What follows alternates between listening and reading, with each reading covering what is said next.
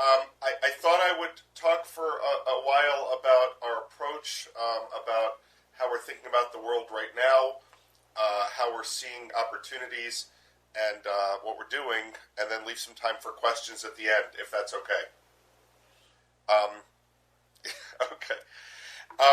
So I graduated from business school, as was said, in 1982, and the world in 1982 was extremely different than the many years after that. In 1982, we had very high interest rates. U.S. Treasury securities were yielding about 12%, on their way to peaking out around 14%. The prime interest rate, shortly after we started the firm, got to over 20%. The stock market, a little bit like today, was down in the dumps. You had a market that was, the Dow was trading in the 700s and had done nothing for the past 18 years. So a little bit like Japan, actually, down market over a very long period of time. No one was graduating business school to go into Wall Street. I've often thought that people's temperament in the business is colored by the day they come into the business. So if you started in 2005 or 2006, you probably were influenced by the optimism of those markets.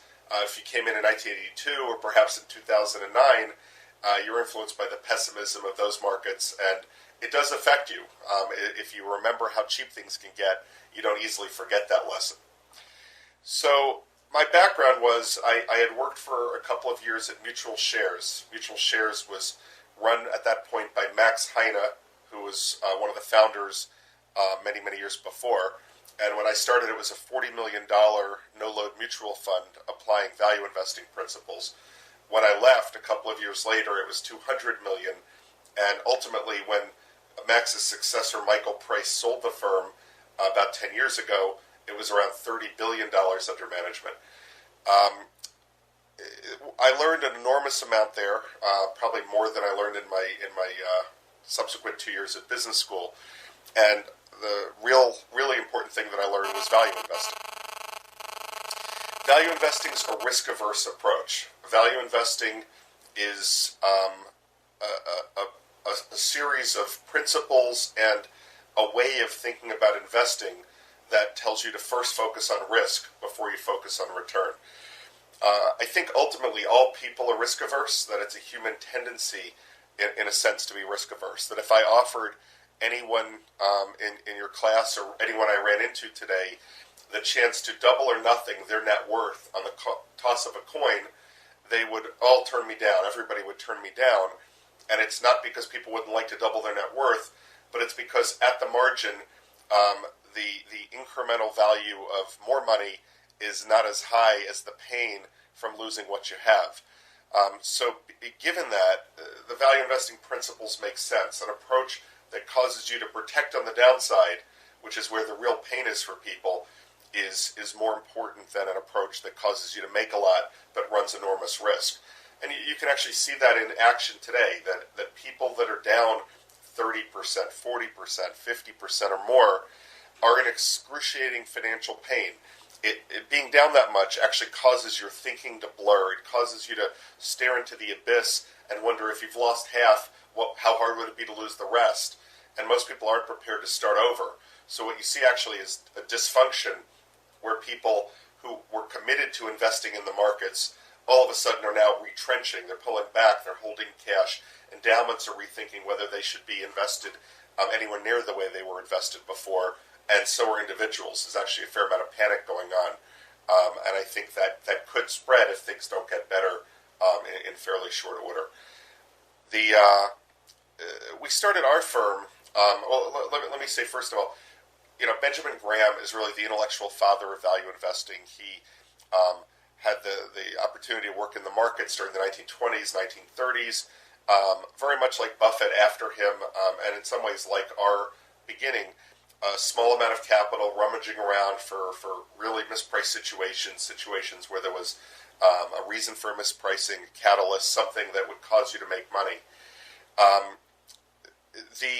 The classic principle that Graham espoused is the net working capital test, where he said that if you can buy a stock for less than 2/3 of its net working capital, which is working capital minus all liabilities, that would be a real bargain.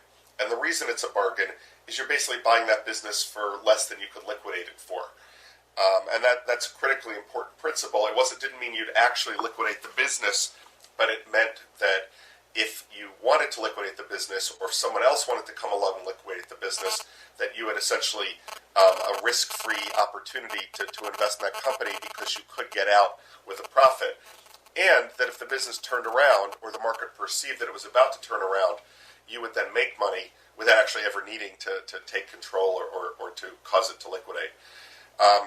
That principle was very relevant in the 1930s when there were a lot of stocks during that awful period in the economy trading down below liquidation value. Then for most of the time in the last 75 years, there weren't so many periods where that actually was applicable. If you applied that test, as I said, like 2 or 3 years ago, you would have found almost nothing that fit.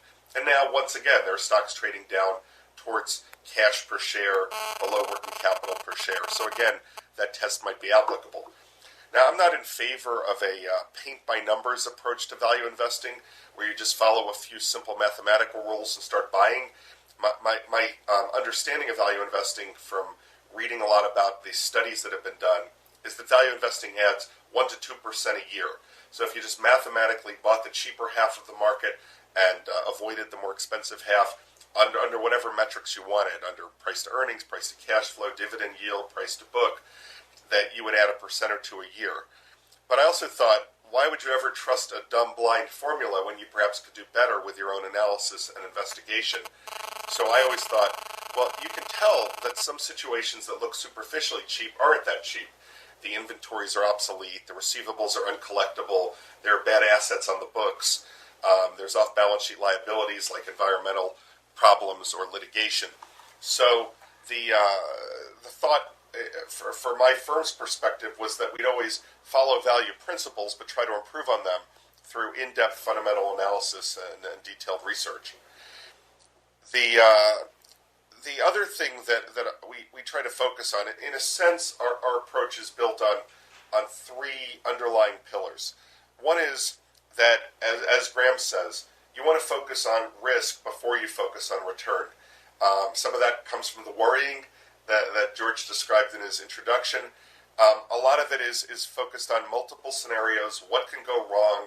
How much can you lose? We don't think of risk in an academic sense of beta, which doesn't make any sense to us at all. Volatility is not risk. Volatility is volatility. Volatility creates opportunities and isn't necessarily a risk at all unless you absolutely needed to sell the day that the price was very low. Rather, risk is the probability of losing and how much you can lose if you lose. So we focus on risk before we focus on return. That's obviously very different from Wall Street, where they still, even after pressure, write a huge percentage of research reports that are bullish, very few that are bearish, and even when they do think about other scenarios, they tend to oversimplify with single point estimates rather than a range of possible outcomes. And in other words, inevitably are focused mostly on how much you can make, and with a spurious precision. Now, the second underlying principle that we think about is the world is oriented towards relative performance. It's one of the giant weaknesses in the investment world. All the big mutual funds are focused on competing against each other, competing against the market. So they're looking at relative numbers. If the market's up 20, they want to be up 21. If the market's down 20, they want to be down 19. The reason for that, by and large, is everybody's an asset gatherer. And when you gather assets, if you perform in the top half of performance, or if you avoid the bottom quartile of performance, you almost certainly never get fired, you don't lose clients, and your firm is very profitable and successful. So by contrast, we think wealthy individuals and established institutions, because of the risk aversion, are actually interested in absolute returns. That in other words, if you're focused on absolute returns, the idea of losing people's money becomes fairly abhorrent. And if you focus on relative returns, you're happy with losses as long as you lose less than everybody else.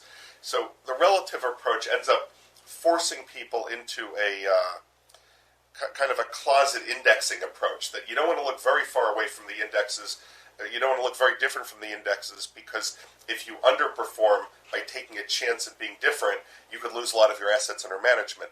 So you end up kind of tracking the indexes and lying very close to them, which basically gives you insured mediocrity, that you won't severely underperform, but you won't outperform either. Our view is that the idea of sending a letter to a client, dear client, the markets were down 30%, we were down 28%, would make us sick. That your goal is not to lose less. Your goal is to kind of try to make money all the time, protect capital on the downside, and still do well enough on the upside. The third part of that three principles is the importance of being bottom up and not top down. Most of the investment world has a top down orientation. They think about how's the economy going to do, and how are foreign currencies going to do, and what are interest rates going to do. And I'm not saying that stuff's totally extraneous. You certainly want to think about it, but you analyze investments bottom up one at a time. Top-down investor like George Soros in his heyday would have a view that the pound is overvalued or undervalued, or that the Fed was going to cut rates or raise rates. And that would drive your decision-making and lead you to specific areas of investing and then specific companies within those areas to try to take advantage of those themes. And my view is that is incredibly difficult to do. I don't know anybody with a really good long-term demonstrated record of success with macro forecasting. And beyond that, you not only need to be incredibly good at the macro forecast, you need to translate it correctly into industries and companies, and then be early, or the prices may have already moved to reflect your viewpoint. So as we were forming Baupost in 1982, we employed those principles, so we weren't just buying formulaic value, we were looking creatively for value. Now, we did a number of things at our firm that we think helped us be in a position to be successful over time. One was we wanted flexibility from our clients, that the more flexibility you have, the better your ability to maneuver in complicated and volatile and ultimately fairly competitive markets. So if you have a narrow mandate, like the only thing you can buy is investment-grade debt, you will for sure own investment-grade debt, whether or not it's actually interesting. When the spreads are narrow, you'll own it. When the spreads are wide, you'll own it. When interest rates are low, you'll own it. When interest rates are high, you'll own it. By contrast, if you have a broader mandate that lets you own all kinds of debt, all kinds of equity, perhaps some private assets like real estate, perhaps hold to cash when you can't find anything great to do, you now have more weapons at your disposal to take advantage of conditions in the market. Real estate's such a great example that I'll just illustrate with it. If you have a mandate that is only common stocks, or you can only invest in REITs, you have a limited opportunity set. That REITs might be cheap, they might be expensive. But if you can expand that mandate to all of real estate, so you might own an REIT, or you might own the debt on an REIT, or the convertible debt. You might own a equity in a property. You might buy a building. You might own the bank loan on that building. You might own a municipal bond that's backed by real estate. You might own a commercial or residential mortgage-backed security backed by real estate. So the more weapons in your arsenal, the better the chances that you'll be able to take advantage of a mispricing in a private market or an international market that you wouldn't have been able to do if you had a narrower mandate.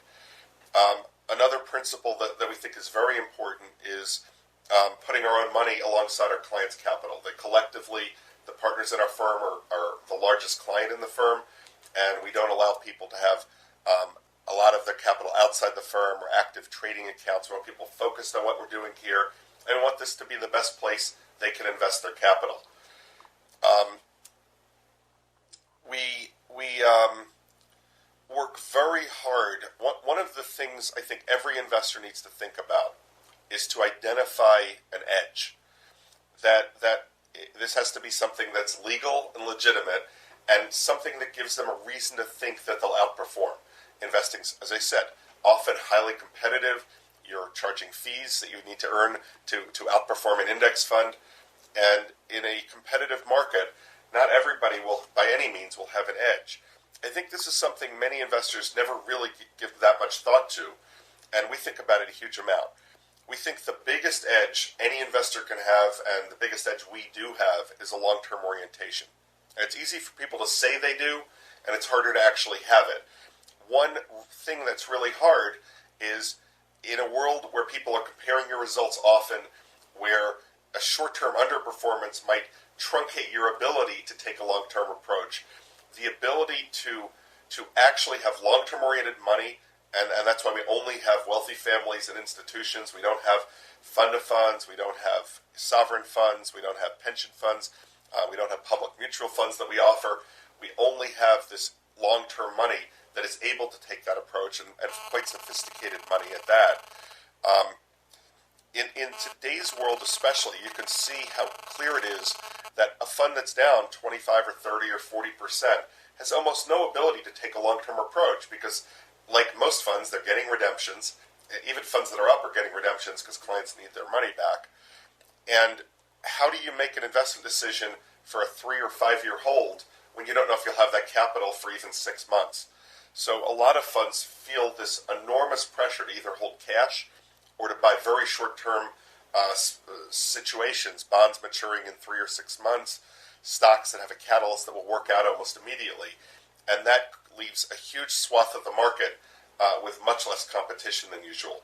So long-term orientation is critically important.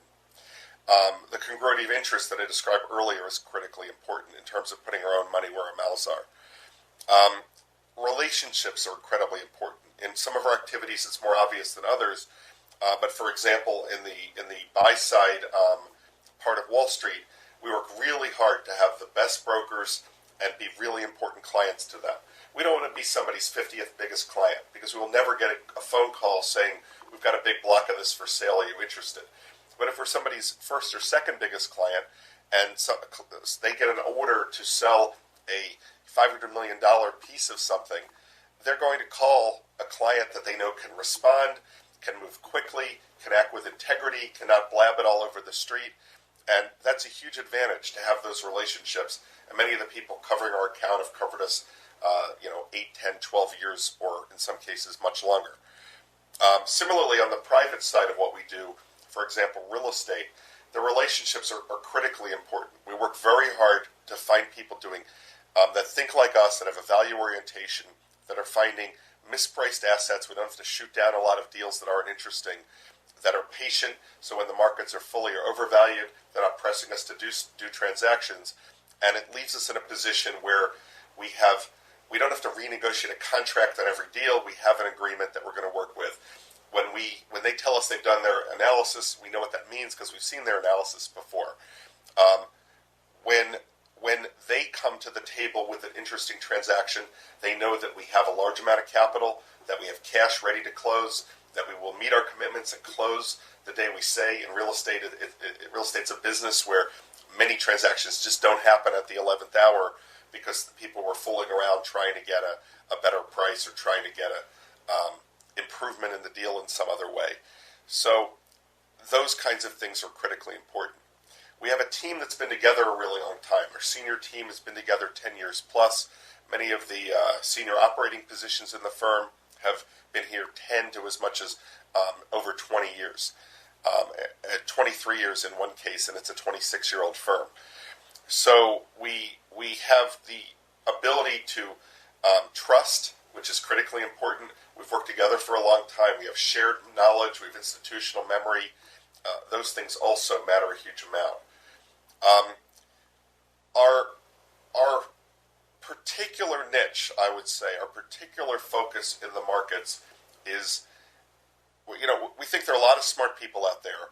We don't think we're the world's best analysts of businesses. We think we're good at that. We don't think we're the best. We think we're very good at complicated situations, so the messier, the better. We like situations with a catalyst where there's some reason that a pricing irregularity will correct, so you buy at a discount and something will cause it to correct. That leads us into interesting places. So, for example, one of our favorite areas is distressed debt. Why distressed debt? Why do people buy bonds? Basically for the simple reason that they want a senior claim and they want what they think is a very high probability of getting interest on time and then their principal back upon maturity. And senior debt has a catalyst.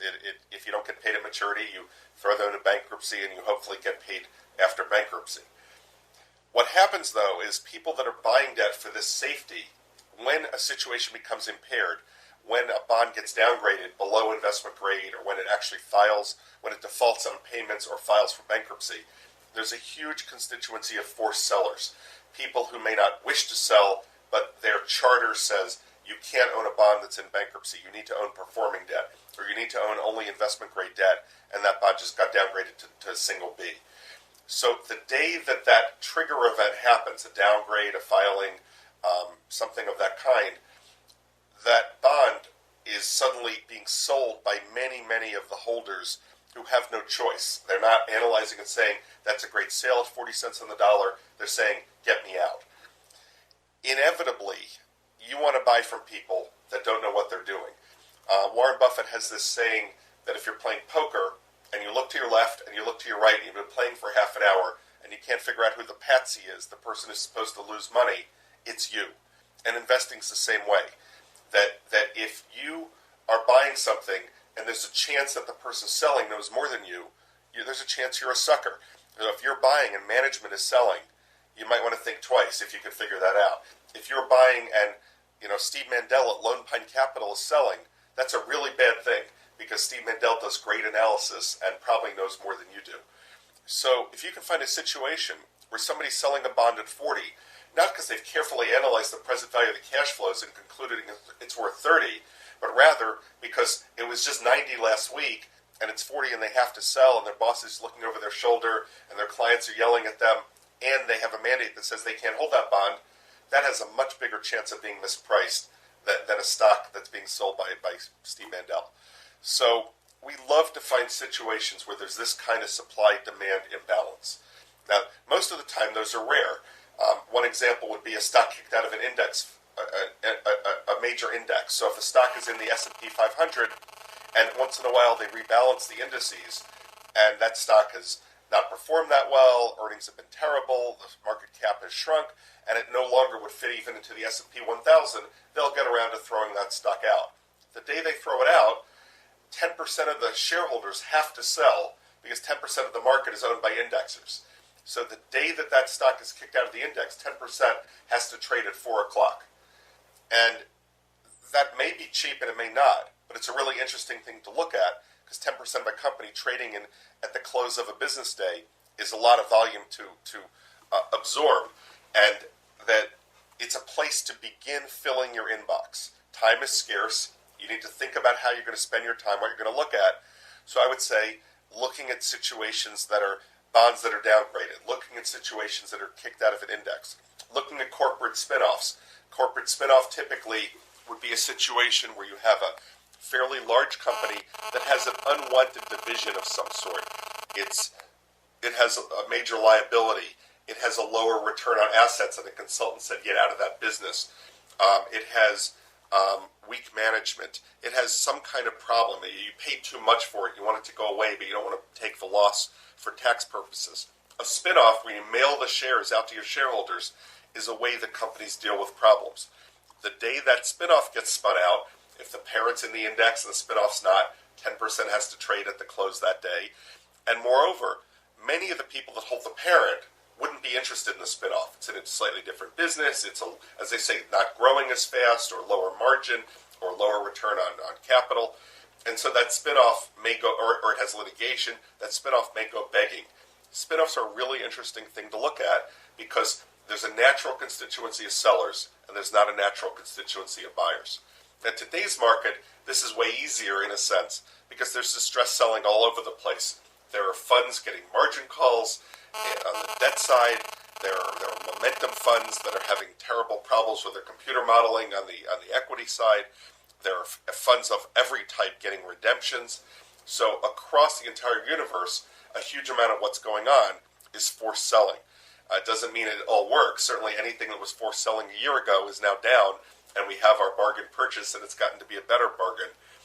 Nevertheless, we think the underlying principle still applies, that stocks are trading often today not because people have crisply analyzed them and understand what's going to happen, but rather because the seller has to sell a large block and there's no buyer that's coming along. There are very few people with large amounts of capital looking to throw it right into the market. So that has driven our approach in virtually everything we do. When we look at equities, we look for situations that are a little bit off the beaten path. Some of them are smaller. Some of them have some kind of event going on, a catalyst, if you will. One of our favorite holdings is, we have two holdings in oil and gas limited partnerships that are publicly traded. In both cases, they have hedged their production out for the next 5 years, virtually all of it. One trades at probably a little over half of its reserve value unhedged. The other one trades at probably a third of its reserve value unhedged. In both cases, they trade for approximately equal to or below where their likely distributions will be. If you just add up what you're going to get over the next 5 years, that's already locked in with hedges. They trade at or at a discount to that value. So 5 years from now, you'll have all your money back, and you'll own this giant pile of reserves extremely inexpensively. Looked at a different way, one of them has a current yield of 20%, the other has a current yield of 30%, again, based on those locked-in hedge distributions. So that's a weird piece of paper in a sense. It's not a conventional equity, but there are aspects to it that make it superior to a conventional equity. We own shares in a biotech a pharmaceutical company that effectively is a biotech that invented a number of different drugs and has partnered with major firms. They therefore own a large royalty stream. The company felt that they were getting no credit in the market for this very large royalty stream because they were also spending a lot of money on discovering new drugs, and that was causing them to not look profitable. They decided to split into two. So the spin-off was the drug discovery parent, which was losing significant money every year, but had a giant pile of cash and was investing that to find new drugs. And the royalty receiving entity was separated from that parent. The royalty receiving entity trades right now, it's called PDL Biopharma. It trades in the low to mid sixes a share, and we think has a 30 IRR based on the present value, based on the likely collections discounted back. So it's about a 30% annualized return over a number of years based on that. Nothing great needs to happen. Those drugs need to just continue to be sold, and we have estimates. In some cases they shrink, in some cases they grow. But that seems to be a remarkable mispricing. But it's an odd security. It's not a big cap stock. It's not widely followed, and you have some uncertainty that drugs could turn into problems. There could be challenges to the patent. But we basically are assuming very conservatively what happens and think it's just remarkably inexpensive. The other part of the company, the biotech research part, it has about $16 or $17 a share in cash, and until yesterday traded at $6 a share. So you could clearly liquidate that, stop all discovery activities, and probably mail out $10 or $12 or $14 a share back to the holders, and it's trading at $6. So it's a classic Graham and Dodd stock, 16 or 17 in cash, trading at $6 with no debt at all. In debt instruments, we have the same kind of experience. We look at things, especially in today's world, to a worst-case scenario. We don't know how bad the economy will be. Certainly, there's been a giant upheaval. It's hard to think about things just getting better in a hurry. You never know. You don't want to bet the ranch in any case. You know, one of the things that's going on today in a highly publicized way is anybody that is long is an idiot. Anybody that's short is a genius. Anybody that didn't see it coming is an idiot, and Nouriel Roubini and people like him are astonishing geniuses.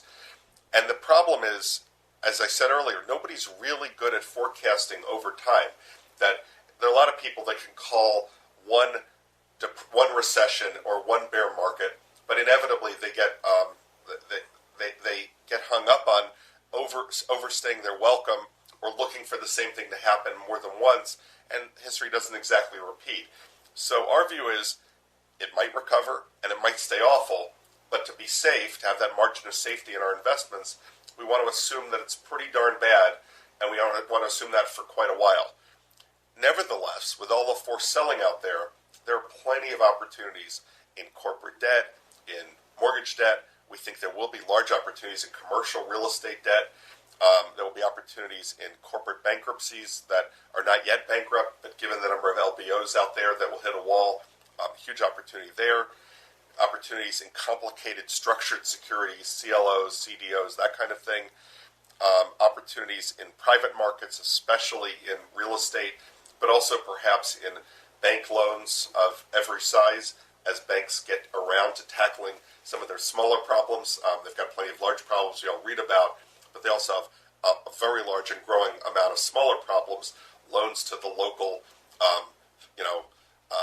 supplier, distributor, franchisor of restaurants, and those loans are all going to eventually need to get sold as banks clean up their balance sheets. And a lot of those companies are running into trouble in this difficult economy. So we have spent down a fair amount of our cash. We entered 2008 with about 35% cash, and it's not because of some top-down market timing thing. It's because we couldn't find bargains.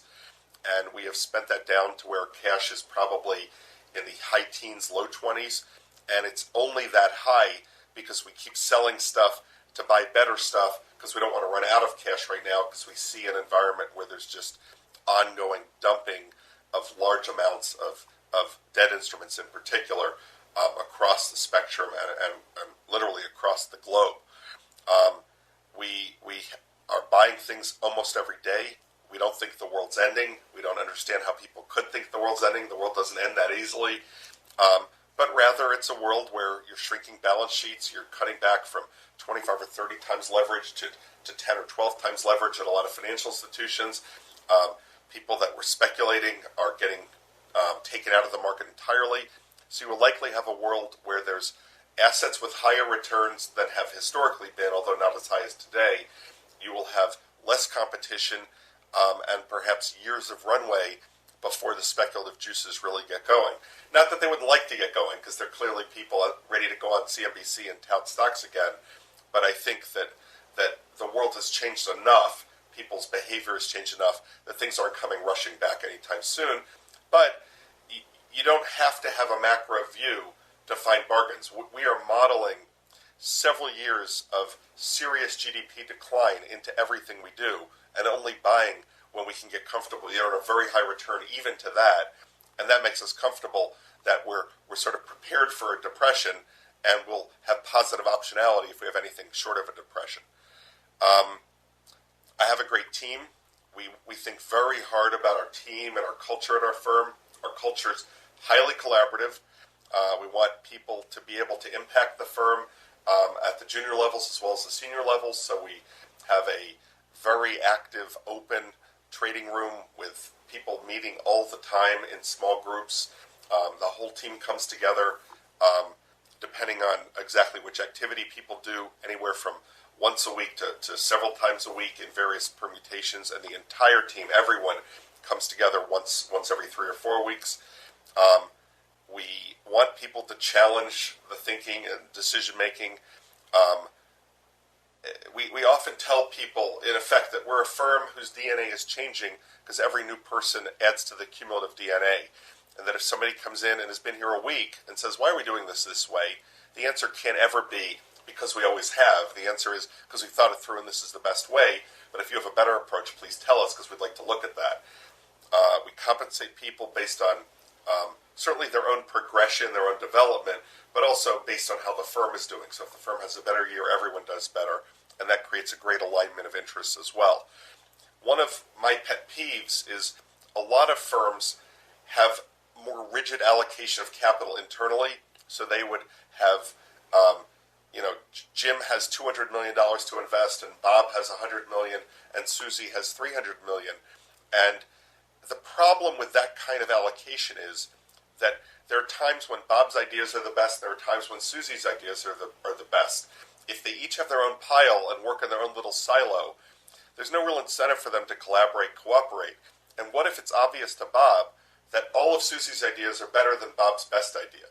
Bob should want his money in her ideas too, but he can't accomplish that because his silo doesn't permit it. And other times Susie will want her money in Bob's ideas. If you have a firm where the capital isn't predetermined to people, it's not predetermined on a top-down basis to different asset classes or countries, that the money can slosh into the best bargains. And that ultimately makes you more money with less risk.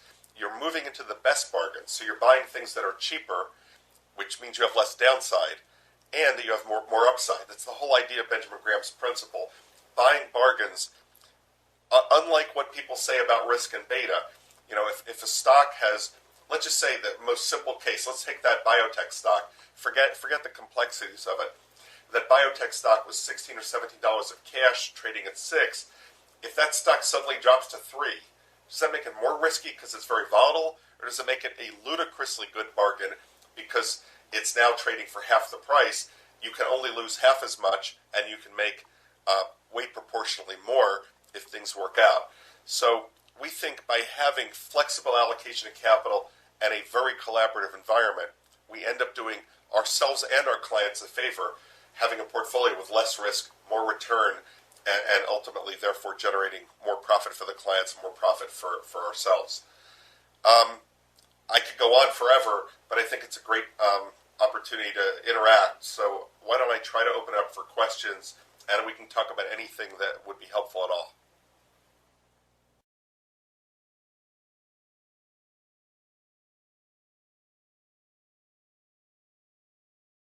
I guess I would say a few things. First of all,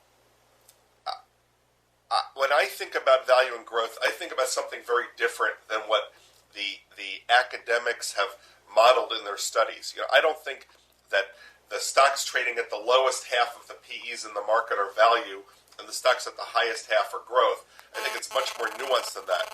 For one thing, you can have a high PE when you're not growing at all, but when your earnings keep dropping, you get a high PE. So I would sort of say companies that are growing fast are growth, companies that are very cheap are value. Sometimes the growth stocks are the value stocks. So I don't understand a lot of the conventional thinking about that. A second thing I'd say is, I think in a way, value, but really all stocks got caught up. There was a kind of thinking before the bubble burst that said, let's price everything off of a leveraged buyout model. And that people assumed debt would be always available, and that a company that got cheap for even 5 seconds would inevitably attract predatory buyers by predatory activity by leveraged buyout firms. So in a sense, all public stocks started to trade on this invisible grid that priced them to the perfection of an LBO. Many of those stocks were value stocks. The buyout guys couldn't afford the growth stocks. You didn't model Google to a buyout model, although I guess now you could. So you ended up with a lot of stocks priced to that model. And when the world got worse, you both had all sorts of economic pressures, deteriorating earnings, uncertainty, and you lost the support of that pricing model. So things maybe that had been too high, maybe I'm saying value stocks in a way, certain of them at least were too high. There was not enough margin of safety. There was not enough room for error for those stocks. But the third point, which I think is the best one, is one of the things that looked cheapest in the market were financials. Financials had gone crazy in terms of they'd gone from a much lower number to close to 40% of S&P 500 earnings over a long period of time. Just they got bigger and bigger and bigger. In a sense, people were paid. Much of the economy was based on lending money and managing money and earning money through debt financing.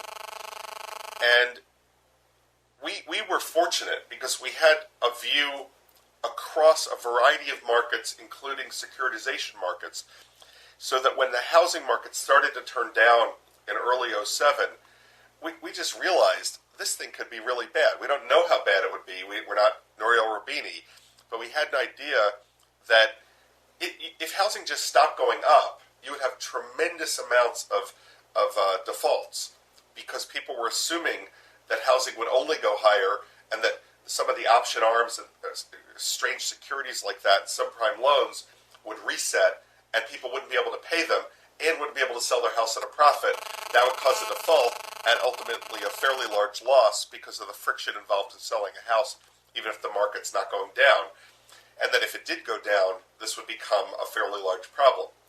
So then we realized that who owns this junk? We weren't sure who owned exactly how much, but we knew that people like AIG and people like the big banks were the major originators and the major speculators in a lot of these things. So we just steered clear. A lot of the value guys sort of drank the Kool-Aid. They believed that Citibank had earnings power of $5 a share or $10 a share and would buy it no matter what. And when it fell from a high level to a slightly less high level, they thought it was a ridiculous bargain, because I think they didn't understand just how bad book value could be of a financial. So we feel like a lot of people got the financial part wrong. I don't think value investing is discredited, but I do think some people have made a fairly big mess for themselves.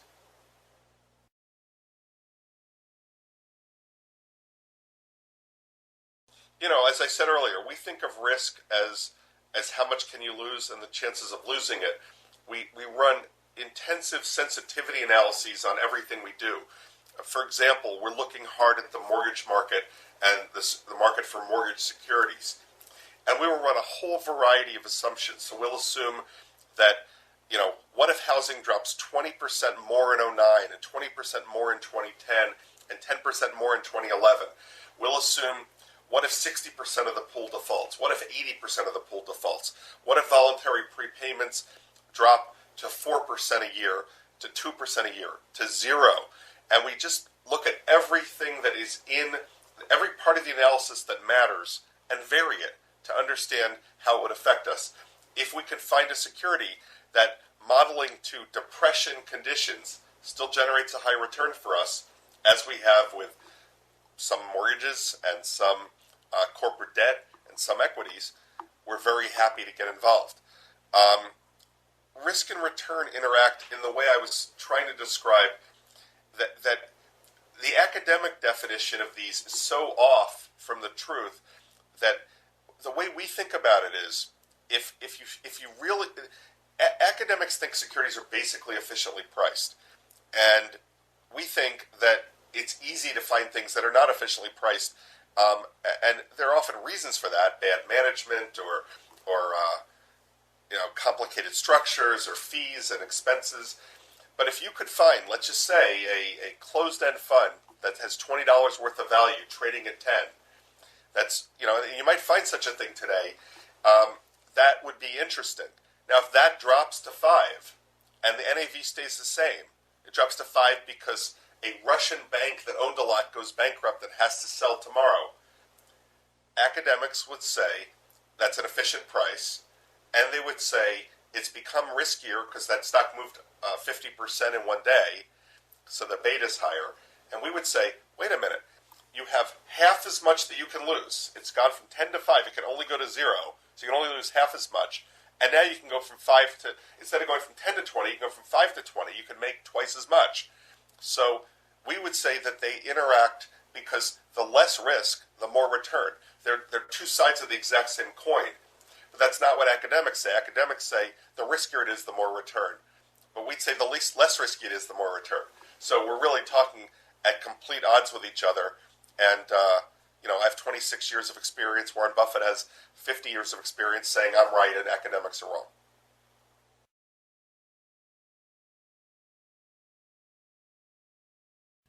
Yeah, News Corp is a hodgepodge of valuable media assets, including there's satellite in there. There's a whole bunch of different businesses. Fox News is incredibly valuable. We have talked to a number of cable industry people that have told us it's the one thing they have to have no matter what News Corp charges. CNN, they don't have to have. Fox News, they have to have. They just raised their rates, so they'll actually be increasing cash flow significantly in that area. We think the breakup value of News Corp is easily $15 or $20 even today, and in a normal environment is $20 to $30 a share. There's not a lot of almost no debt maturities in the next 10 years. There's like 1.5 times EBITDA in the form of debt, but it's all way out there. The company's earnings will drop from the low $1 to 50 or 70 cents. It could even go lower. But the stock's at 5, and it represents ridiculously good value. The certain parts of print media will go away or will decline for a number of years. Most of it will be okay. We think they're actually fairly well run. Most of the acquisitions have worked out. And if you look at it as some of the parts, it's very hard not to get comfortable. The value's way, way higher than here. Did we own it too soon? Absolutely. Have we been buying it lately? Yes, we have.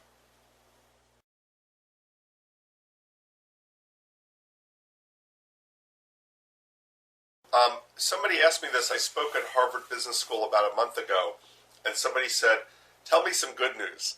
And I said, look, it's going to be harder to get a job anywhere and harder in Wall Street, but it'll be a much better job. That it looked easy in 2006 when the market only went up, but it in fact was hard. If you started your career in 2006, you've probably been fired. You probably have a terrible track record. And you perhaps you've lost your bearings because the world you thought you knew after only a year and a half or 2 years, it was not recognizable. Today, there are huge investment opportunities. It's obvious that amidst the greatest amount of chaos comes the greatest amount of opportunity. There's opportunity to screw up, but there's opportunity to get it right. And in the meantime, when things are less expensive, it augurs well for the future. When you look at any kind of backdated, if you look at any study, the highest returns going forward are achieved when you've had the lowest returns looking backward. So a period where we've now got, where we're almost at 12-year lows or 13-year lows a few weeks ago, that suggests that the next 10 years will be much brighter than if the past 10 years had been up 15%, which would suggest that the next 10 years would be awful.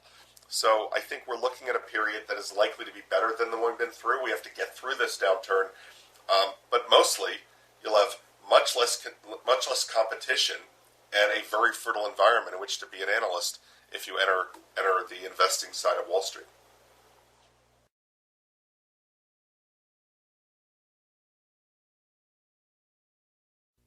Yeah, I think there's circularity to those tools. So I think that's part of sort of modern finance theory, and we would never use any of that. That your cost of capital changes based on your stock price and your bond prices. So how can that be a way to value a business? It would be a way of saying when the price is high, it's justified, and when the price is low, it's justified. So we don't believe in that.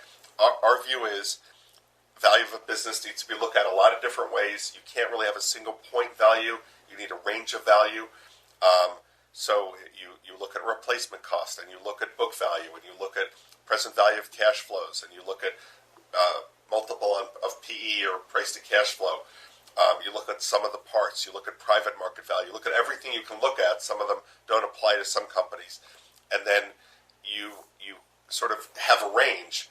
And if stock's trading in the middle of that range, it's not cheap. If the stock's trading below the low end of that range, it's perhaps quite interesting. So that's the way we think about it. We don't really understand the concept of how to think of a permanent cost of capital that would give you any kind of analytical ability. Often the greatest opportunities are around the edge of things. If everyone's looking at something a certain way, looking at it a little differently can be incredibly refreshing. If everyone's looking for stocks in the S&P 500, you'd want to look at the S&P 501. You want a stock that hasn't quite made that. If people are valuing companies off of lofty projections of 2010 earnings, you might say, well, what about liquidation value? What can I buy where I can liquidate it and get my money back? And so we often the world thinks about something as a business. We think of it as a pile of assets.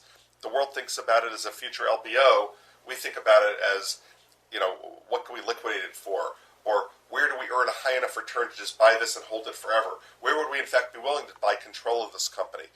People often talk about that. We actually think about it as part of analysis, because if you would only buy 2% of a company at a price but would be afraid to own it all there, it kind of highlights maybe you're speculating and not actually investing. So we look at a lot of different approaches to kind of narrow in on what the value is without ever having a high degree of conviction that we've gotten the exact number. I often say to people, if you drive a car, and you know exactly everything about the car. It's never been an accident. You have 18,000 miles on it. It's a 2-year-old model. You don't know what that's worth within $2,000 or $5,000 perhaps. So how do you know what a gigantic, complicated business is worth to an exact dollars and cents per share? Nobody can know that.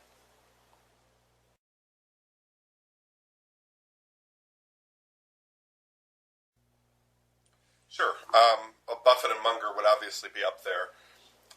There are many kinds of managers that I admire, and they do different things. In terms of a plain long-only manager, I think highly of the folks at FPA Crescent, Bob Rodriguez. He was just in Barron's, I think. Um, I think the folks at Southeastern Asset Management have been struggling lately, but actually are very, very smart and do a good job over time. I think people at Tweedy Brown do a consistently good job.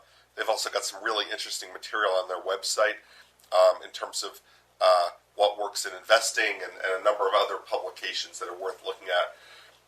In terms of many of the best managers now are in hedge funds because they can make more money. I have very high regard for people like Paul Singer, like David Abrams, who used to work with me, the folks at Perry Capital, very, very smart guys, very capable people. I like Jeff Hallis at Tyndall. I like Michael Lowenstein and his partners at Kensico. There's a lot of really talented, good investors in a variety of different asset classes. Most of them are equity, but some of them are multi-strategy. On a long-short basis, which is not something we do, but is something we think is valid, somebody like Steve Mandel, somebody like Brookside, the Bain Capital subsidiary. So there are a variety of people that have different approaches, and I think one of the nice things about investing is you can both have collegial relations with people who are also your competitors, and that a number of different approaches can work, although I would view them all as one way or another subsets of value investing.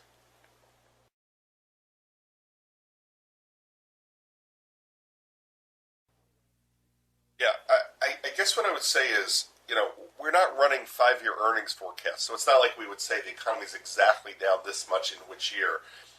But to highlight an example, we have looked at some of the auto finance companies and looked at their debt.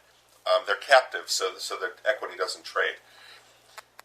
We have said right now the default rate on auto loans has not gone up all that much.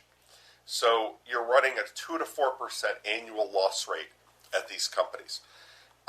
That's way less than the number of defaults on houses in many markets. It's way less than the losses on credit cards all of a sudden. And we don't have a really good reason for why it's so. Very few of these loans are subprime, so that's good. We think that there's a real tendency, if you've paid money into a car over a few years, you're very unlikely to walk away. You don't have the money to buy a new car. It's hard to get a new car loan, so you probably keep paying on your old car. Also, if you have a job, you need to drive to get to work often enough. So there are reasons to think people will keep paying, but we expect it to get worse. So we've modeled that. We said, what would be really bad? A base case scenario for really bad is it quadruples. And how would we do if it quadruples? And our bottom line has been, if it quadruples, the bonds that we're buying, give or take 50 cents on the dollar, are still worth 90 to par. And if it goes up eightfold, which is Armageddon, 40% loss rate over the life of a car loan, 40% loss rate on the life of a lease, 40% loss rate on the new cars sitting in dealer showrooms, all of which these companies lend to, your bonds are still worth 60 compared to a 50 purchase price. Now, I don't know how many things you can buy that will be worth 20% more in Armageddon. And that is as close to Armageddon as we can get. There's no historical precedent for anything remotely close to that ever happening. That's how we're modeling everything. When we look at home residential property, we look at a housing market that's already corrected massively, and we assume literally down 20% more in '09, 10, and 10% more in 11. That will get you down, for instance, in California, to 1979 home prices. It will get you way past any affordability metric, and will get you to a mid to high teens current yield on renting. So if you can buy mortgage securities to earn a high return to that assumption, which you can't always, but perhaps in some cases you can, that's the kind of Armageddon scenario that makes us very excited to invest. You could not apply that same stress test to any bank and still buy it. every bank in the country would be wiped out under those scenarios. So I don't think it will happen. But that's the degree of comfort we like and think we can get in today's market and still buy things to quite high returns. Every asset's different. Some of the harder things to figure out, like whether it's a Las Vegas casino or Hilton hotels, the revenues are down 15-20% year over year on these things. And what you can't tell is next year flat from here, back up 15 or 20%, or down another 15 or 20. When you have that kind of wild disparity, we think it's uncomfortable to assume that you know what will happen. And so you need to be able to buy it to a deteriorating scenario and still get a good return. It's much harder to make those assumptions in certain businesses than in others. Will the volume of Kleenex go down 20%? No, it won't. But might the revenues at a gambling casino go down another 20? They could, because people don't have to do that. So we're trying to be really careful, and it's easy for us to just say, we don't have any opinion on that. We'd like to have an opinion, but we just can't get comfortable. And so we have so many opportunities out there in this kind of turmoil. We just don't need to do everything. We're comfortable saying no.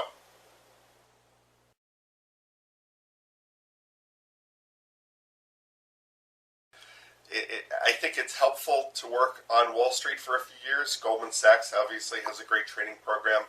Many of the investment banks, commercial banks, have a very good training program.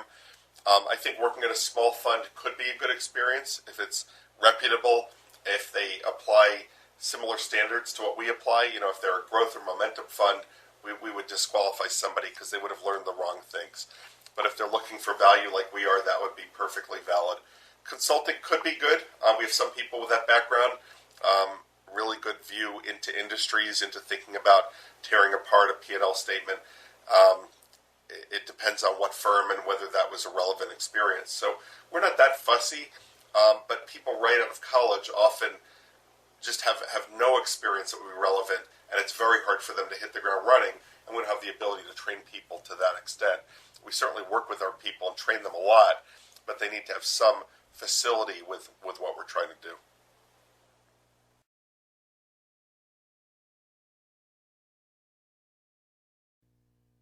I don't really, other than it perhaps is only in recent years that Buffett has looked overseas. Graham and Dodd was focused here. I don't really know. I would just guess the historical origins of where value investing came from are here. But you do have people like Jean-Marie Evelard and others who have expanded internationally. We recognized in the security analysis update that the chapter that's not written in the original is international value investing, and the principles apply exactly the same. It's more complicated when you're investing cross-border with settlements and currency hedging and voting and notice requirements and that sort of thing. But we think there's fertile ground for value investing in foreign markets, in other asset classes even, and I imagine over time that will all even out.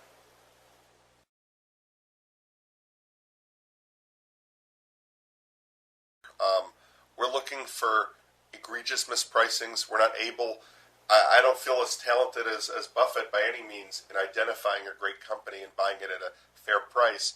And as he has demonstrated, you often just can't find those great companies at a fair price. We're looking for very low risk, high return situations, and that often involves smoking that last few puffs out of a cigar that somebody dropped. The nice thing in today's market is you can buy surprisingly good quality companies or assets and not having to pay up for them.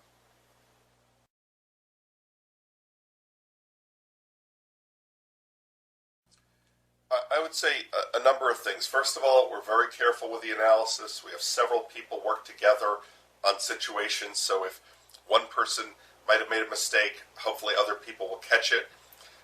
It's part of the reason we like long-tenured employees, that we want people that are experienced and capable analysts. We don't want people that are right out of college that just don't have enough background to know what to look for.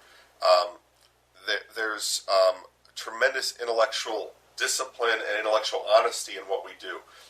if we do make mistakes, we want to learn from it so we never make it again. We want to be able to call a mistake. Often people will backpedal and say, well, I never really thought that.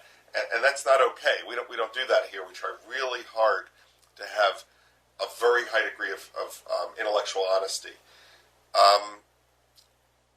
If we do recognize we made a mistake, we try to admit it immediately so we can sell without much pain. One of the biggest problems is if you have a culture where you get yelled at, which we don't have, but it happens at other firms. If you bought something and you realize 5 minutes after you bought it that you made a math error or you didn't think through a serious risk that you found out about, if you raise it to your boss and your boss yells at you, you have a disincentive to raise it. You have more incentive to hide it and hope it works out. And we never want to have that. So one of the messages I give loud and clear to everyone in the firm is, look, don't view it as not your business if someone else is doing something problematic. If we're buying something and you think it's stupid, I want you to find a way to communicate. I don't want you to do it in a humiliating way to the person that had the idea, but you owe it to the firm, and you owe it to yourself, since you have money invested here and your bonus depends on how the firm does, to raise your concern. We heard about a firm that blew up in the last year and a half, and many people in that firm were worried that the firm was doing things that were not going to work out well, and yet nobody felt comfortable raising their voice. They went home and talked to their wife about it or their husband about it, but they didn't actually raise their hand and say, let's sit down and talk about this because we're taking a huge chance. So by having a good culture, I think you also limit the possibility of serious mistakes.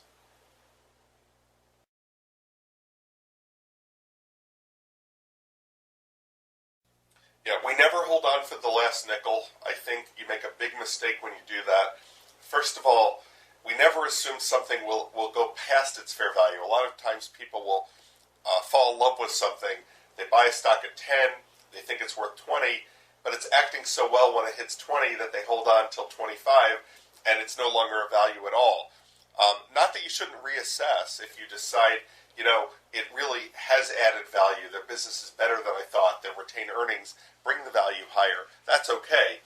But to just fall in love with it because it acts well is irresponsible. One of the things we try to think a lot about is this business is largely about psychology, that if you're down a huge amount, you're not thinking straight. If the markets do something that completely surprises you, you can be a deer in the headlights.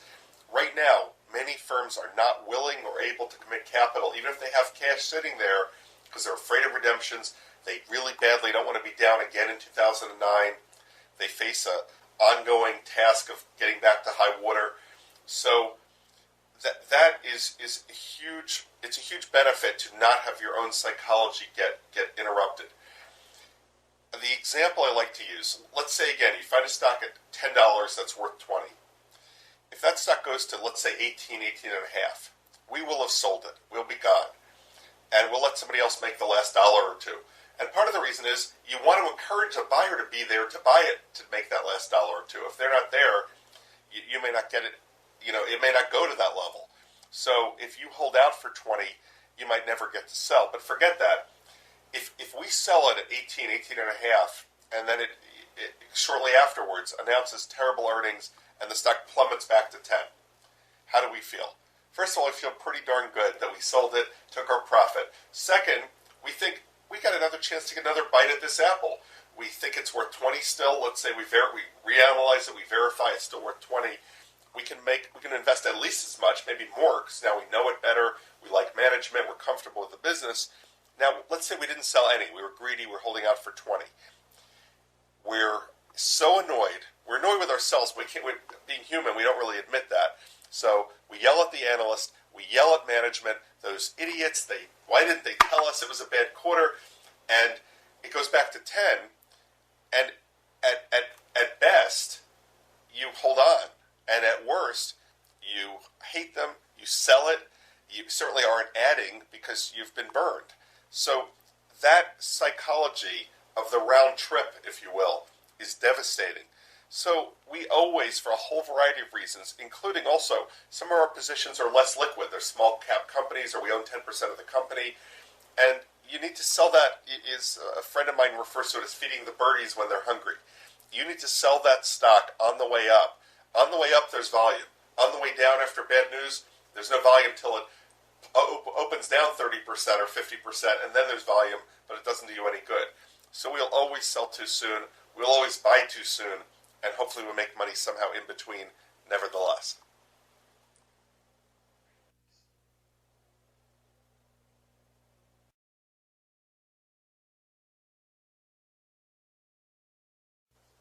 There are not formal policies. I would say, first of all, we have a chief risk officer who sits right next to me. In some ways, I am also the co-chief risk officer. We don't risk is different here than a lot of funds. We don't use leverage. We never have margin debt ever in the history of the firm. We don't have a meaningful short selling book. I think if we have any shorts today, it's like under $20 million, so it's irrelevant. And we really don't think that's... We understand why people do it, and we think it's very legitimate for people to do it. It's not our approach. So when we want to hedge, we try to do it with disaster insurance, out-of-the-money options, or something like that. We don't think shorting most of the time adds any value, and what it actually does is give you an overly short-term orientation because you've got to worry about will they beat their earnings in the next quarter, and if your analysis for your shorts is short-term, your analysis for your long starts being short-term, and you aren't a long-term investor anymore. So we're acutely focused on risk. We think about diversification. We think about position limits. We think about industry limits. And at the same time, we think that one of the mistakes most investors make is overly diversifying, owning 101% positions and not willing to identify their very best ideas, trying to limit their losses by only losing at most 10 or 20 basis points on a loss. And I think that the problem with that is it presupposes that all your losses will be one-off events from a company having a particular problem rather than the whole market going down. If the whole market drops 40% and you have 101% positions or 10% positions, you're probably going to be down around 40% either way. So we don't think that actually provides the comfort that people take from it. And what it really does is limits your return. If you can tell a good idea from a bad idea, something to buy versus something not worth buying, how can you not tell a great idea from a good idea? And so we're very comfortable that we'll have 3 and 5 and even 8 and 10% positions from time to time, and that overly diversifying actually eliminates return and doesn't really defend against risk very much. So that's our risk control. In terms of an investment policy, we don't know what our benchmark should be. We had a client one time who said, we want to come in and tell you how we're benchmarking you. And I said, I won't meet with you. I'd like to meet with you on anything else, but I won't meet with you on that because it will change what I do. I will inevitably start thinking about, well, gee, if my benchmark is the S&P plus some bond index, I will now think, gee, if I better hold my cash in the form of S&P futures. And that's not right. I guess we have enough conviction in what we do to say, this is our product. Our product is we're going to buy the best things we can find, and we can't find great things, we're going to hold cash. And if you benchmark me, I don't want to know about it because I don't want to influence our product. Our product is our product, and I truly don't know a correct benchmark. There are times when we're heavily in equities, and times when we're not in equities at all, times when we're fully invested, and times when we're in a lot of cash, and I don't know a benchmark for that. The benchmark ultimately is, are we delivering a good absolute return to our clients over a long-term horizon, which, touch wood, over many years we've managed to do.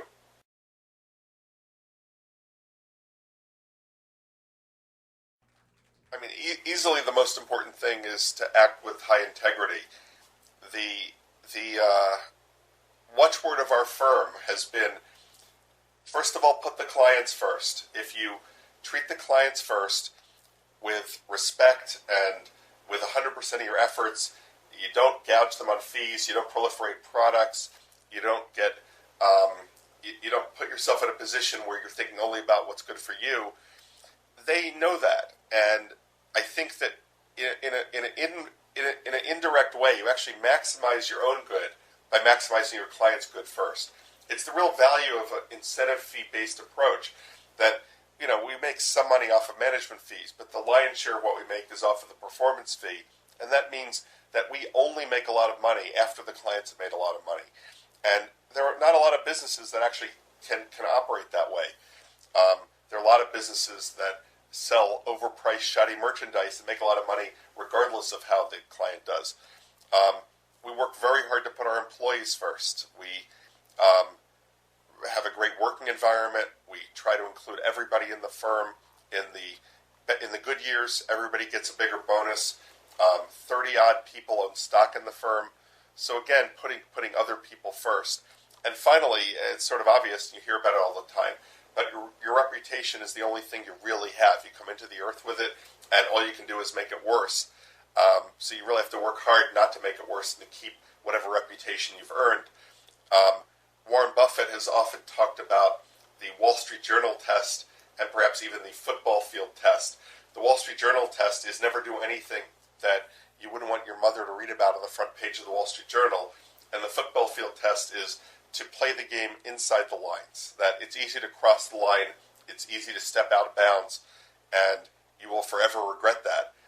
And you should assume that whatever you're doing could be on the front page of the paper.